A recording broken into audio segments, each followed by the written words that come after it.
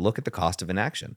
If you don't take action, what is it going to cost you? I see the cost of inaction taking tolls on marriages and men's businesses and et cetera. You're totally stagnant. It's the worst place to be, right? It's hesitation's the killer. What I want you to do is just grab a piece of paper, write down what it would cost you not to take action. Write down the cost of being the guy in the rocking chair saying, ugh, when I look back in my life, relationships, that's the number one thing for me, but I effed it all up and focused on business. Where are you not taking massive action?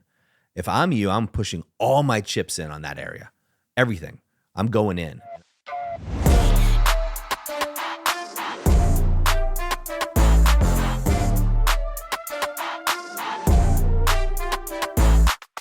Hey guys, welcome back to another episode of the TPM Show. And today I want to talk to you about the cost of inaction.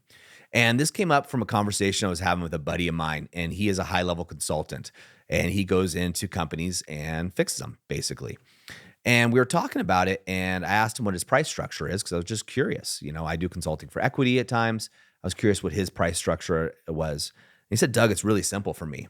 He said, people don't realize the cost of inaction. And I asked him, oh, tell me more. Tell me what you're talking about, because I totally get that because I do it in my coaching every day. I see the cost of inaction taking tolls on marriages and men's businesses and et cetera. And he said, exactly. He said, here's what I do is I go up to the person. I say, hey, if you want me to come in for your business, and he does this just with businesses, but to give you context.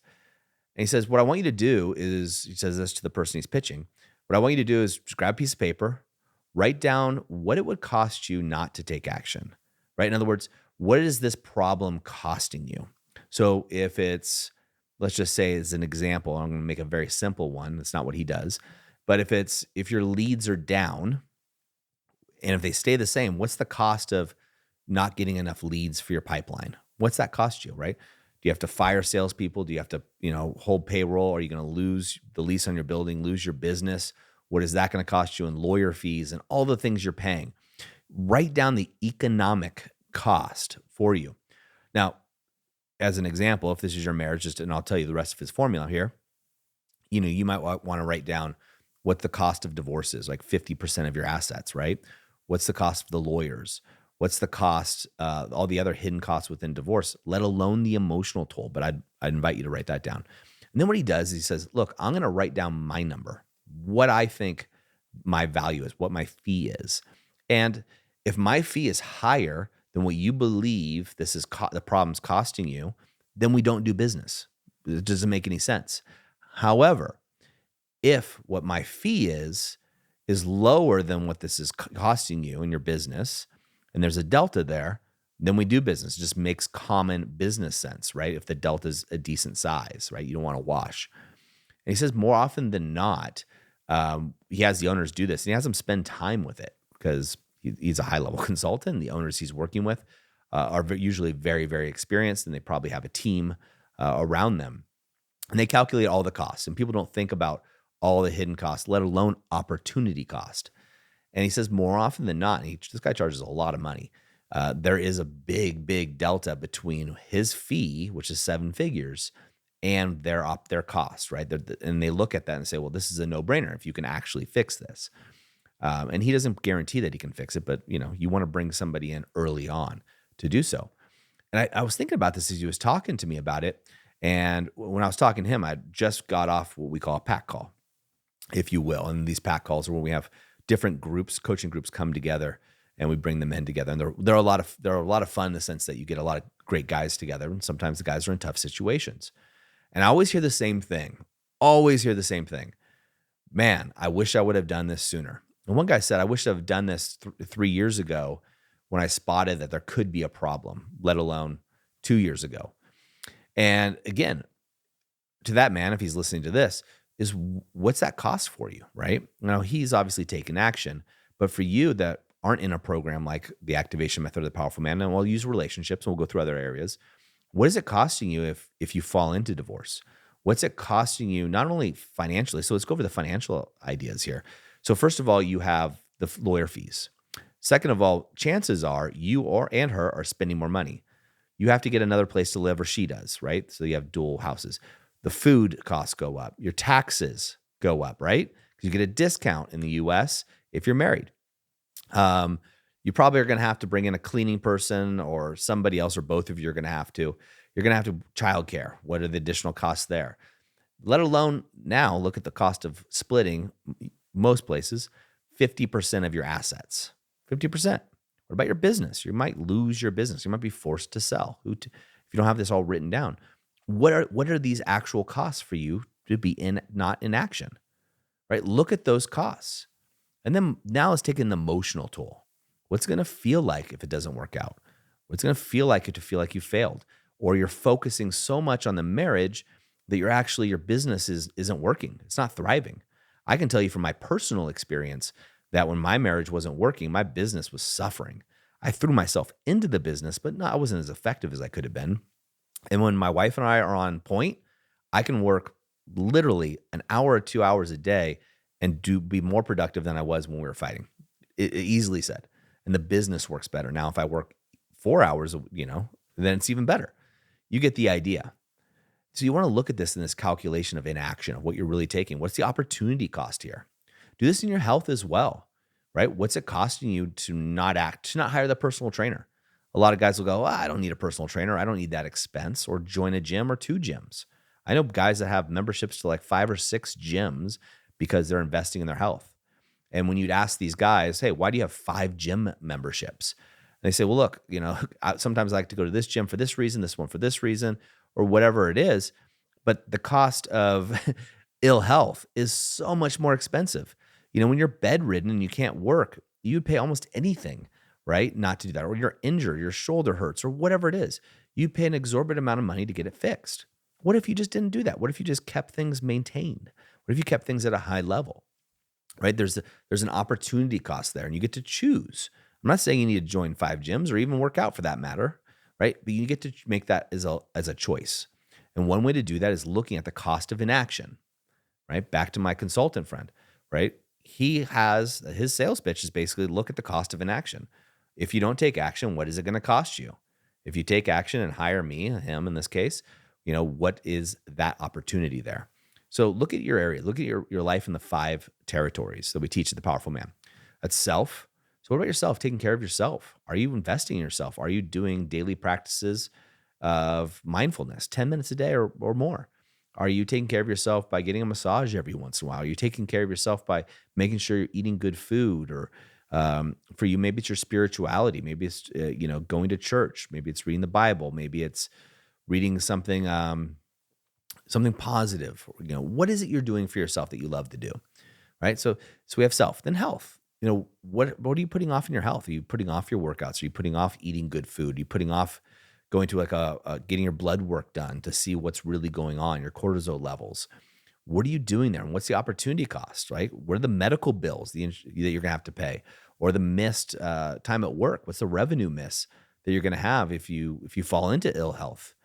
I can tell you, as somebody who really seeks out mentors for myself who are much older than me to get advice, 100% of them would get, when they fall into ill health, would give away all their money to be healthy again, all of it.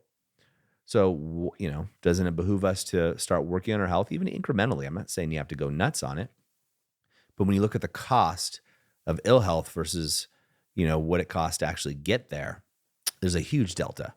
So we have self-health, and how about wealth? Now, wealth can be money, spirituality, whatever you want to do. Then you got relationships. Well, come on, look at all your relationships. Like, what's the cost of divorce? That's the easiest one to look at, but you have relationships in other areas that you have costs to.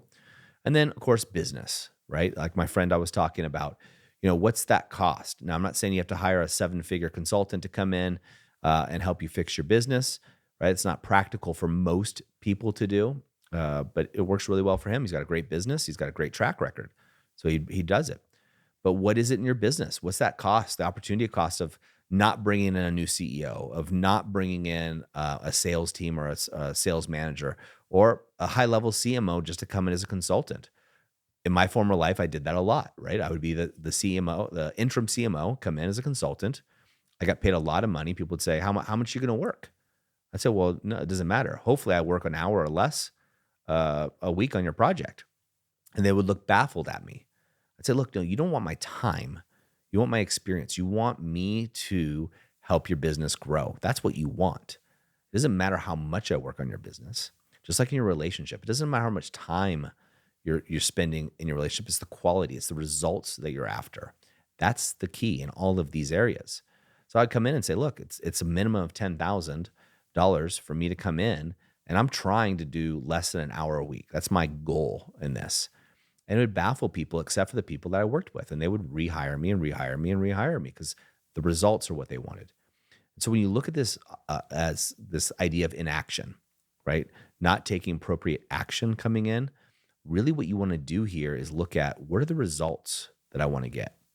And if I'm not getting the results I want to get in my marriage or anywhere else, okay, what is the opportunity cost? What is it costing me, this inaction of fixing this? What is it really costing me? And what is it going to cost me if it continues? And by having this mindset, you can really start to look at this more analytically.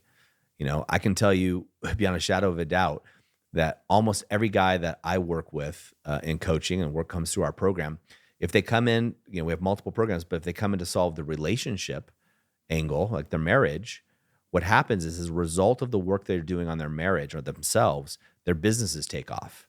Other relationships with their kids, friends, coworkers, they take off. Their spirituality seems to start clicking. All of these other things, their health, all of these other pieces, the puzzle come in. But they don't look at that cost, right? They didn't even know that was just a side benefit of taking action. When you're in inaction, you're stagnant. You're totally stagnant. It's the worst place to be, right? It's hesitation's the killer, right? In business, in sports, I remember coaches telling me that in sports, hesitation's the killer. In soccer, we have a thing called a 50-50 ball, right? It means anybody could get it. In other sports, it's the same thing. But the guys who will get hurt are the ones that hesitated. The guys that would go into a 50-50 ball with a mentality that, hey, this was mine. That's not a 50-50 ball. That's a 60-40 because I have the edge. I didn't get hurt in those tackles. Just didn't happen because I didn't hesitate. Guys that would hesitate, pull away, or wait a second, those are the guys that got taken out all the time. The same thing happens in business. The same thing happens in your marriage. Same thing happens with your health. So you got to look at this. What is it costing you for inaction? So what I want you to do is grab a sheet of paper, write down the 5 territories: self, health, wealth, relationships, and business, right?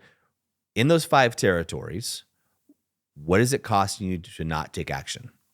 What is it? What is it costing you? And then I'll throw one further.